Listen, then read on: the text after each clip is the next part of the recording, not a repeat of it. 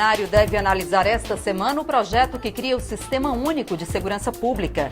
E o Observatório Legislativo, que acompanha a intervenção no Rio de Janeiro, aponta a necessidade de mais investimentos em educação. E esta edição destaca também: Comissão de Educação aprova projeto que prevê vagas de estágio para estudantes de direito em quartéis e delegacias. Na semana em que se comemora o Dia Internacional da Mulher, a Câmara prioriza a análise de propostas da bancada feminina. Boa noite, em Brasília, 8h01. O Jornal da Câmara começa agora. A segurança pública é considerada uma pauta prioritária do governo federal e terá destaque no plenário da Câmara esta semana. Para falar sobre o assunto, a gente conversa com a repórter Gine Moraes, que acompanha as votações no plenário Ulisses Guimarães. Gine, boa noite. Que projetos sobre segurança pública podem, de fato, entrar na pauta essa semana? Boa noite, Jaciene. Boa noite a todos que nos acompanham agora ao vivo pela TV Câmara. Bom, esse projeto da criação de um sistema único, integrado de segurança pública, é provável que entre na pauta esta semana, viu, Jaciene? Ele não tem o texto pronto ainda, é um texto que está sendo negociado. Inclusive, a gente entrou em contato com o relator da proposta, o deputado Alberto Fraga, e a assessoria dele disse que amanhã ele deve ser disponibilizado para que os parlamentares tenham conhecimento desse texto antes dele ser levado à votação. Então, ele deve ser votado esta semana. É um assunto que é considerado prioridade não só pelo governo, mas por todos os parlamentares. É o grande assunto do momento, né? Depois da retirada da reforma da Previdência. Agora, esse é o que está tomando conta aí de todas as prioridades que a gente vê não só do governo, né? Mas de todas as iniciativas, inclusive da sociedade civil, aí na busca, na tentativa de tentar se coibir essa onda de violência que está tomando conta no país. O que é esse Sistema Único de Saúde, Jaciene? É a segurança. Perdão, o que eu vou falar é justamente isso, é traçar um paralelo com o Sistema Único de Saúde, justamente. Assim como existe na saúde o Sistema Único, o SUS, a ideia é criar um Sistema Único na área de segurança pública, que tenha uma coordenação entre todos os agentes que atuam aí no setor. Vamos dar uma olhadinha na reportagem que a gente pegou a opinião de diversos parlamentares que falam sobre o assunto. Vamos ver? Vamos lá. A ideia é fazer com que as forças de segurança colaborem mais entre si na hora de combater o crime, com uma coordenação de esforços entre as polícias militar, civil, federal, rodoviária, bombeiros e Força Nacional. O texto ainda está sendo negociado entre as lideranças partidárias. Coloca o governo federal, a União, como compartilhador das responsabilidades com os estados, na segurança dos estados. Isso faz com que o Sistema Único possa dar um passo adiante. E nós temos esse debate a ser feito, tanto do ponto de vista temático, quanto do ponto de vista da estrutura, que é o Ministério Extraordinário da Segurança Pública. Isso para nós é muito importante. É preciso fazer o que nunca foi feito, fazer descer do papel para a vida real os planos nacionais de segurança pública. Tem um aí, o último, de mais de um ano, que nunca foi efetivado. Transmitir a ideia de que vai se elaborar e apresentar ao país um sistema único de segurança, assim no afogadilho, com esse clima de intervenção, é meio caminho para o fracasso. Porque fazer política de segurança é algo muito mais complexo. O que eu vejo é muito mais uma tentativa de utilização eleitoreira do tema segurança. Como nesta semana se celebra o Dia Internacional da Mulher, também estão na pauta projetos destacados pelas deputadas federais. Entre eles, o que aumenta a pena para quem participa de estupro coletivo. Esta mesma proposta tipifica o crime de divulgação de cenas de estupro, prática que se tornou frequente com a popularização das redes sociais. Já na pauta econômica, um assunto que pode ser colocado em votação é o projeto que diminui a quantidade de empresas que têm direito a pagar menos contribuição previdenciária, a chamada reoneração da folha de pagamento. Na prática, setores como transporte aéreo, hotelaria e call center passarão a pagar mais tributos. O governo busca um acordo que permita a aprovação do texto desde o ano passado, mas o assunto divide a opinião dos parlamentares. Bom, Dini, voltando ao assunto da segurança pública, além dessa proposta que cria o Sistema Único de Segurança Pública, há outros projetos sobre o tema que também podem entrar na pauta? Tem sim, Jacene. Inclusive, na pauta oficial já tem um projeto que trata de tentar coibir o contrabando. Esse projeto ele já foi trazido para a pauta oficial algumas vezes no ano passado, mas não houve aí um consenso em torno dele, então ele volta este ano. Esse é um projeto de autoria do deputado Efraim Filho. Qual é a grande diferença desse projeto, gente? Ele quer coibir não só o contrabando com multa e com prisão, que isso daí, na verdade, já é previsto, né? Mas quer retirar a carteira de motorista para aqueles motoristas que forem pegos fazendo o contrabando. Por que isso? A justificativa do autor, deputado Efraim Filho, é que 70%, ou seja, 7 em cada 10 produtos contrabandeados do Brasil são cigarros. E a boa parte desses cigarros, eles vêm do Paraguai em carros. Então, se você coíbe esse tipo de transporte rodoviário, de transporte de contrabando, você pode aí pegar o motorista em si fazendo isso, e aí ele ficaria sem a carteira de motorista, além de ser julgado aí, né? É uma proposta que pode vir, já consta na pauta do plenário dessa semana. Agora, Dini, também há proposta ainda que trata de participação popular, né? Quer dizer, regulamenta aí a participação do cidadão. É uma proposta também que pode ser votada também. Exatamente. Essa proposta é uma proposta que foi tratada até no âmbito da reforma política, no ano passado, naquela comissão especial, lembra? Então, a ideia toda é regulamentar a participação do cidadão num processo de se fazer leis. Olha, tanto em questão de plebiscito, questão de referendo e principalmente naquelas propostas de iniciativa popular que a Constituição prevê. A Constituição prevê que é possível que os cidadãos assinem projetos de lei e esses projetos de lei tramitem aqui no Congresso Nacional. Só que na prática, desde 88, nenhum projeto conseguiu tramitar aqui dessa forma. Exato. Por quê? Porque até aquelas leis, aqueles projetos que tiveram muito apoio popular, por exemplo, a lei da ficha limpa, as 10 medidas contra a corrupção, todos esses projetos, eles nasceram na sociedade e tramitaram aqui no Congresso Nacional. Só que por causa de trâmites burocráticos, não conseguiram tramitar como projeto de lei de iniciativa popular. E aí sempre um parlamentar precisa aí assumir a autoria do projeto, né, Foi Dini? exatamente isso que aconteceu. Então, por exemplo, a lei da ficha limpa, ela teve um apoio de mais de 2 milhões de assinaturas. Só que quando chegou aqui na Câmara, a Câmara não tem viabilidade de conferir 2 milhões de assinaturas. O que faz? Os parlamentares, vários deles aí de diversos partidos, assumiram a autoria do projeto e ele tramitou aqui dentro. Aí, como a Câmara fez uma parceria ano passado com o Tribunal Superior Eleitoral, essa proposta ela pode ser viabilizada por meio desse convênio, que aí checa aí as assinaturas para ver se realmente são mesmo dessas pessoas, né? Sim. Dos cidadãos. Dini, uma semana de pauta cheia, né? E a gente ainda falou aí na reportagem, a gente viu, tem aí os interesses da bancada feminina aí em pauta também, né? Exatamente. Na semana que se comemora o Dia Internacional da Mulher, sempre tem, né, as votações dos projetos considerados prioritários para a bancada feminina, ou seja, para as deputadas federais. A gente destacou aí na matéria essa questão dos estupros coletivos, que também é uma proposta que vem sendo negociada aí há muito tempo, trata da divulgação das cenas, né, de violência contra a mulher, mas também do aumento da pena para quem estiver envolvido com estupro coletivo. Gente, parece que são casos isolados, mas não são. Para vocês terem uma ideia, no levantamento da Secretaria da Mulher aqui da Câmara, em 2 anos, em menos de 2 anos, na verdade, entre 2015 e 2017, foram mais de 400 notícias na imprensa, ou seja, nos jornais, nas televisões, na internet, notícias de estupro coletivo no Brasil. Mais de 400 em menos de 2 anos.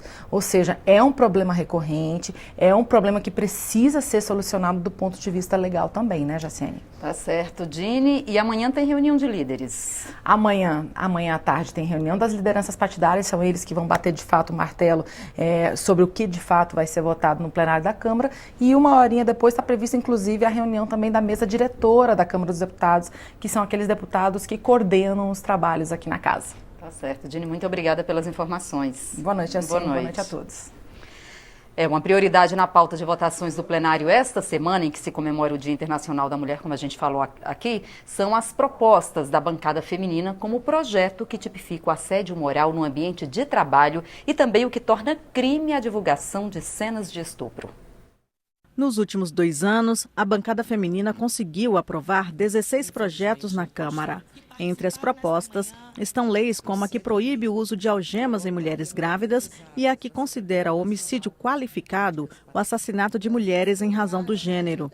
Para a deputada Alice Portugal, a maior conquista da bancada feminina foi a aprovação da Lei Maria da Penha. A sanção da lei, em 2006, abriu o debate sobre a cultura de violência contra a mulher no Brasil. A Lei Maria da Penha foi trabalhada, discutida, debatida por essa Câmara dos Deputados. Eu tive a honra de participar desse debate e, sem dúvida, tem interferido decididamente, inclusive na formação de outras leis e de uma nova cultura em relação ao combate à violência. A lei do feminicídio, por exemplo, é uma consequência da Lei Maria da Penha. Esse ano, entre várias propostas, 8 projetos foram definidos como prioridade para votação no plenário da Câmara. Na área de saúde, 2 propostas tratam do câncer de mama, útero e próstata e um projeto torna obrigatório o ecocardiograma fetal para o pré-natal feito em hospitais públicos. Na área trabalhista, um projeto define regras para o crime de assédio moral no trabalho e outro regulamenta a profissão de esteticista. Entre as propostas para conter a violência está a que tipifica como crime a divulgação de cenas de estupro, a que obriga delegados a adotarem medidas de proteção ao identificar mulheres em risco e também a que cria um fundo nacional para combate da violência contra as mulheres. O pesquisador de gestão de políticas penais da Universidade de Brasília, Thales Andrade, afirma que é fundamental promover a cultura de combate à violência contra a mulher. Para ele, a conscientização é mais eficiente do que o endurecimento do Código Penal. A violência contra a mulher ela não vai ser solucionada somente no âmbito do aumento de penas. Transformar uma lei em crime hediondo, por si só, não é suficiente para mudar uma realidade histórica e social de um país machista e patriarcal. É fundamental que o nosso poder legislativo trabalhe na demanda, na formulação, provocando o Poder Executivo para priorizar políticas de proteção à mulher. E também políticas que trabalhem com os homens autores de violência numa perspectiva pedagógica. A deputada Gorete Pereira reforça que mesmo as leis para a defesa das mulheres já em vigor precisam de ajuda da sociedade e principalmente da vítima. Nós precisamos que as mulheres denunciem cada vez mais. Mulher não deve apanhar nem com uma flor, porque hoje a mulher 52% são pessoas que contribuem no desenvolvimento doméstico. Ela tem que ter o respeito da família e dos parceiros, porque assim, com certeza, o lar vai ser mais organizado e as crianças serão mais felizes. Para o juiz Paulo Giordano, a mulher vítima de violência acaba muitas vezes deixando de fazer uma denúncia por falta de uma estrutura policial adequada. Muitas vezes ela desiste, entre aspas, ela prefere voltar para o lar e voltar ao convívio do homem agressor, porque ela simplesmente não tem condições materiais nenhuma de escapar àquela realidade. Então é preciso dotar, o Estado precisa dotar essas pessoas de uma certa estrutura mínima para que elas possam escapar à violência e que, em decorrência disso, também haja a punição do criminoso. Ainda entre os projetos relacionados aos direitos das mulheres, em destaque no plenário da Câmara esta semana, está o que aumenta a pena para o crime de estupro coletivo. O projeto de lei do Senado está pautado para quarta-feira. O substitutivo da relatora deputada Laura Carneiro, do PMDB do Rio, aumenta o agravante para esse caso, que passa de 1/4 para 2/3 da pena. Aumento igual é estipulado para o chamado estupro corretivo, caracterizado como aquele feito para controlar o comportamento social ou sexual da vítima. O Observatório Legislativo, que acompanha a intervenção no estado do Rio de Janeiro, esteve no município de Barra Mansa para a segunda reunião do grupo criado pela Câmara dos Deputados. O encontro foi realizado em uma escola pública com a presença de estudantes, parlamentares e autoridades estaduais. Além do esforço na área de segurança pública, os participantes do evento apontaram a necessidade de mais investimentos em educação. A segunda reunião do Observatório Legislativo da Intervenção Federal na Segurança Pública do Estado do Rio de Janeiro foi realizada nessa escola pública no município de Barra Mansa, que fica ao sul do estado do Rio de Janeiro. Essa é uma das 5 escolas do município que oferece ensino integral a estudantes do 1º ao 9º ano. Toda a estrutura da escola, desde o momento que antecede as aulas, mas as atividades oferecidas, é planejada com o objetivo de atrair e dar oportunidade aos mais de 500 alunos que frequentam a escola. Esse aluno fica mais tempo dentro da escola, adquirindo conhecimento e esporte. Hoje eu defendo essa tese, que o esporte, a arte e a cultura é o tripé da educação. Dessa forma, a gente vai conseguir transformar essas crianças e dar um futuro melhor para elas. Dando uma ocupação de tempo integral com ensino de qualidade, você, no médio e longo prazo, reduz os problemas sociais, os problemas da violência necessariamente tem que passar por essa escola de tempo integral, porque o garoto está com mais tempo na escola, menos tempo à mercê do tráfico, né? Menos tempo à mercê dos riscos psicossociais que podem atrapalhar o crescimento desse jovem. A escola também promove atividades de interação dos estudantes com agentes da segurança pública. Os policiais, inclusive, são orientados a procurar os pais, né? As reuniões de pais, eles comparecem, conversam com os pais, mostram qual é o interesse da Polícia Militar dentro do colégio, né? E o feedback que nós temos dos professores e diretores tem sido muito positivo também. E foi neste ambiente que parlamentares, prefeitos e demais autoridades se reuniram para debater a intervenção federal que acontece no estado do Rio de Janeiro. Nos debates, os participantes levantaram as preocupações e dificuldades em relação ao momento atual e ao futuro do estado do Rio de Janeiro, que hoje tem índices de violência entre os mais altos do mundo. Para o presidente da Câmara, Rodrigo Maia, a intervenção federal deve garantir a segurança aos moradores do estado a curto prazo, mas que uma solução para esse problema também deve vir com mais investimentos em educação, com base no modelo das escolas de tempo integral. De fato, se faz necessário compreender os motivos que nos levaram a esse momento tão dramático e, em conjunto, acho que a sociedade, o Poder Executivo, o Poder Legislativo, né, não apenas acompanhar, que é o nosso papel, o papel da sociedade, os atos do interventor, a partir do momento que ele apresente o seu plano, mas junto com isso, pensar um pouquinho a médio e longo prazo as soluções para que nós possamos cuidar melhor dessa faixa muito importante da nossa sociedade, a juventude, que é hoje a mais vulnerável ao tráfico de drogas e armas. Então é importante que a gente olhe com cuidado delas. Então o nosso papel é, em conjunto, analisar quais são esses caminhos, quais são os problemas hoje na educação, de que forma que nós podemos construir soluções para que o Brasil volte, de fato, de forma mais rápida a gerar empregos. Eu acho que esse é o desafio.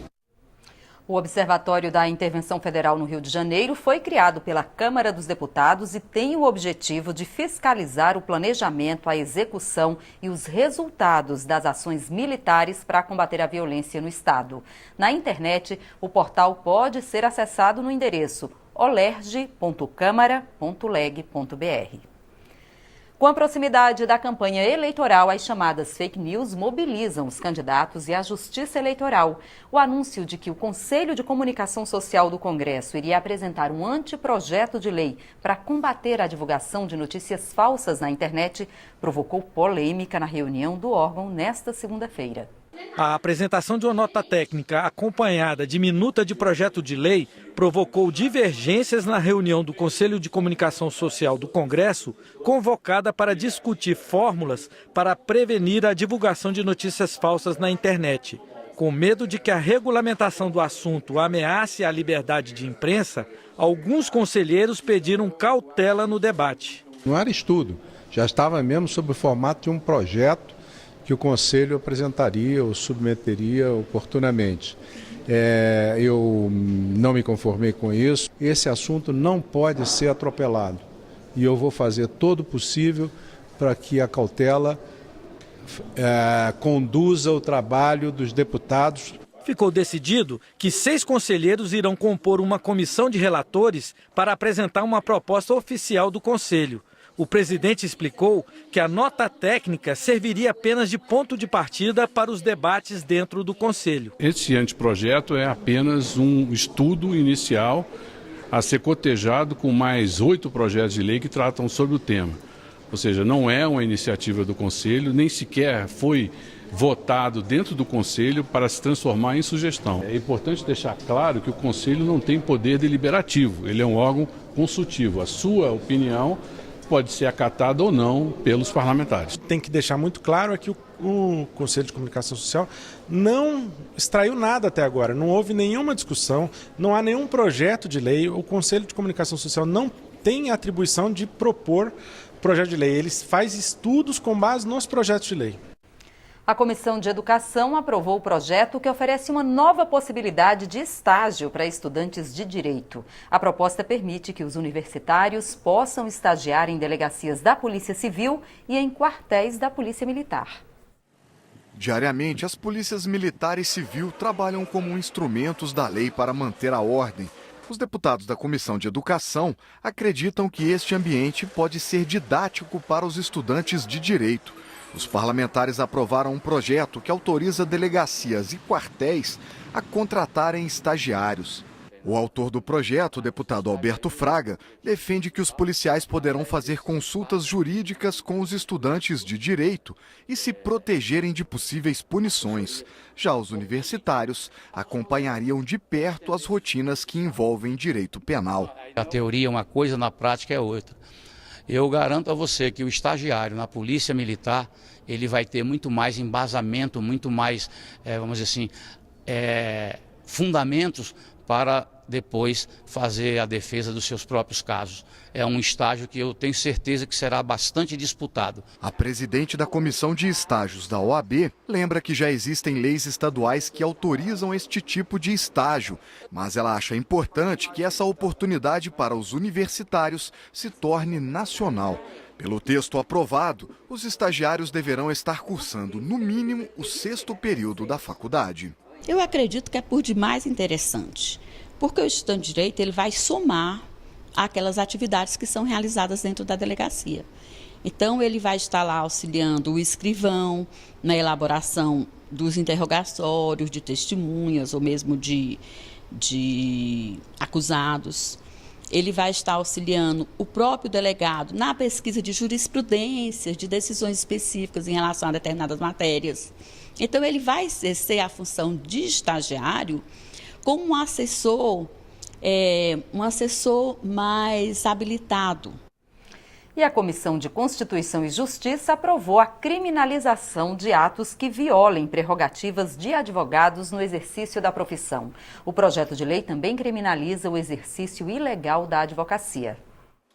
O Estatuto da Advocacia garante várias prerrogativas ao advogado, como acesso aos documentos judiciais e sigilo do seu contato com o cliente.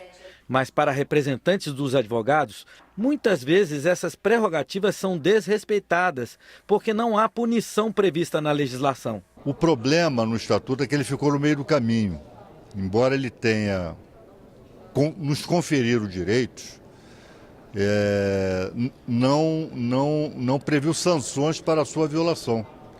É muito importante que o cidadão saiba que, na verdade, o principal destinatário dos direitos da advocacia, das prerrogativas profissionais da advocacia, é ele próprio cidadão. O advogado tem sido vítima de muitas violações, tem sido vítimas de abusos praticados por agentes públicos, seja das suas diversas espécies de agente público, seja um delegado de polícia, seja um juiz, seja um membro do Ministério Público. O projeto aprovado na Comissão de Constituição e Justiça prevê pena de 1 a 4 anos de prisão para quem ofender os direitos do advogado, como impedir o acesso de documentos judiciais, impedir o profissional de auxiliar seus clientes durante a investigação e afrontar a inviolabilidade do escritório ou o sigilo entre advogado e cliente. Este deputado, que é delegado de polícia, concorda que há necessidade de regular a matéria, mas defende mudanças na proposta. Esse tipo penal ele precisa ter um dolo específico, ele precisa exigir uma causa específica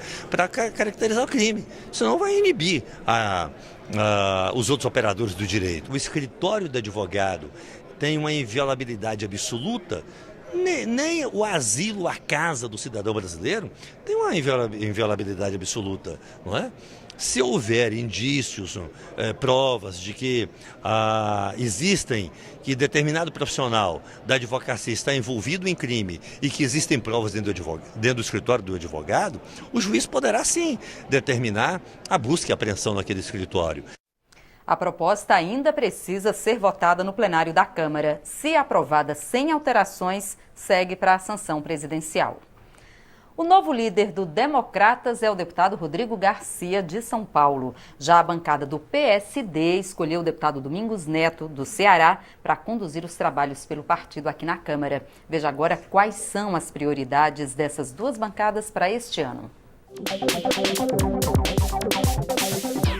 Nós temos que conciliar agora os temas de segurança pública que estão aqui dentro da Câmara para ser votados, projetos importantes como o Sistema Único de Segurança, projetos que vão efetivamente monitorar a fronteira brasileira para evitar o tráfico de drogas e de armas, mas conciliar com esses projetos da área de segurança também os projetos que vão ajudar a economia brasileira, vão ajudar o Brasil a retomar o emprego, a retomar a renda do trabalhador. E tem projetos importantes nessa área econômica, né? Não só que vão ajudar o governo a fechar suas contas, como por exemplo a privatização da Eletrobras, mas outros projetos como o Distrato, que vai organizar o sistema imobiliário de incorporação no Brasil, com isso gerar segurança jurídica às construtoras para que elas gerem mais empregos, como projetos na área bancária, do spread bancário, para a gente diminuir o que se paga de juro na ponta da linha. A duplicata eletrônica vai ao encontro dessa demanda, o cadastro positivo, porque assim a gente consegue abaixar o juro lá na ponta da linha. O PSD, como também a Câmara dos Deputados e o Congresso Nacional, está determinado a ajudar em duas pautas importantes para o nosso país. Uma, a retomada econômica, então não teremos mais votação da reforma da Previdência, mas temos um conjunto de projetos que tem impacto no nosso desenvolvimento econômico, na retomada dos empregos. Muitos desses projetos, inclusive, têm relatoria do PSD, então nesses nós vamos estar focados para que possamos votar até o meio do ano. E os projetos da área de segurança. A segurança pública vira uma grande pauta nacional, uma vez de que o modelo adotado pelo nosso país inteiro tem sofrido muito nos nossos estados com a insegurança, com o medo, com o aumento da violência, com o aumento na taxa de homicídio em diversos estados do nosso país. Essas duas, a pauta do desenvolvimento econômico e a pauta da segurança pública, serão a prioridade do PSD. Esta edição termina agora. Para outras informações ou para rever nossas reportagens, é só acessar o nosso portal na internet. O Jornal da Câmara volta amanhã. Até lá. Tchau.